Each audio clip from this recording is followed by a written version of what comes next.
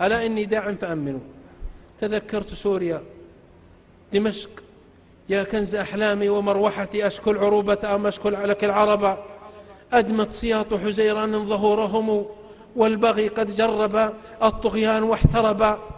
يا ابن الوليد ألا سيف تؤجره، فإن أسيافنا قد أصبحت خشبا.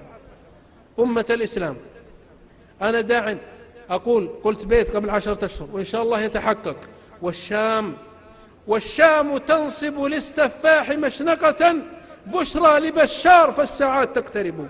اللهم أرنا بشار مشنوقا، اللهم أرنا بشار مشنوقا أو حريقا أو سحيقا أو طريدا مهينا أو قتيلا دفينا أو شريدا لعينا.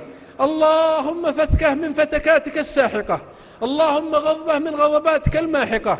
اللهم يا من كسر بالفناء ظهور الأكاسرة، اللهم يا من قصر بعظمته آمال القياصرة، اللهم يا من هتك بجبروت أستار الجبابرة، اللهم اهتك ستره وهدم قصره واقسم ظهره وشتت أمره يا رب العالمين.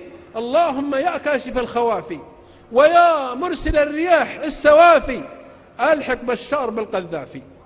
اللهم أرناه مسحوبا قريبا، اللهم مكن السيف من رأسه، اللهم اخلع لباسه، حطم أضراسه، اللهم انحره بسلاحه واقتله برماحه واغتاله في وشاحه، إنك القدير يا رب العالمين. اللهم انقذ أمة الإسلام في الشام، المصلين، العابدين، الأطفال، مساكين، فقراء، الأرامل، ما لهم غيرك يا رب العالمين. اللهم استجب يا رب العالمين.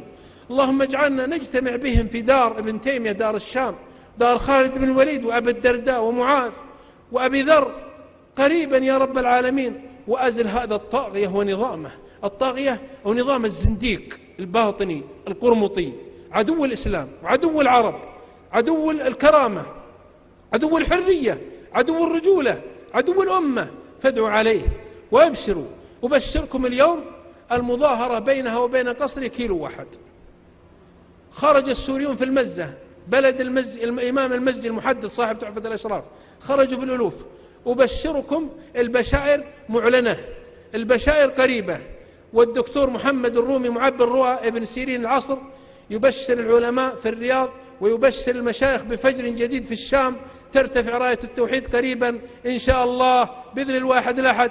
بشروا وابشروا، إن تنصروا الله ينصركم ويثبت أقدامكم. فأتى الله بنيانهم من القواعد فخر عليهم السقف من فوقهم.